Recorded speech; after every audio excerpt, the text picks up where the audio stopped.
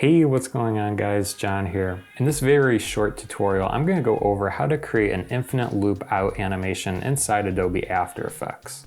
Now, sometimes when you're animating, you might run into an issue where you want a specific animated background to loop for infinity. And this can be quite helpful, especially if you're working on a very long project where you need this thing to loop out like 10, 30 minutes. And you don't want to duplicate the layer, move it out, duplicate it, move it again. This can solve that problem. So let's get started.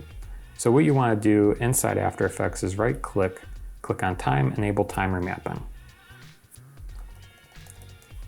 Create a keyframe at the very end. So make sure you go to click O on the keyboard, make a keyframe, zoom in here, delete the last keyframe, zoom out.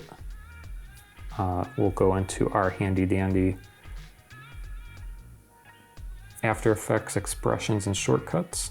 Copy that expression, option click on the stopwatch and paste the expression. Click off, zoom out, and if we extend this, we can see that it loops. So, even more, we can really extend this out and we have a looping animation forever here.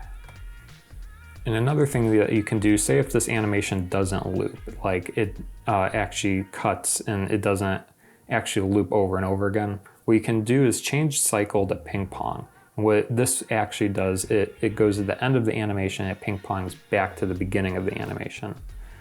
So for example here, if we change this to ping pong,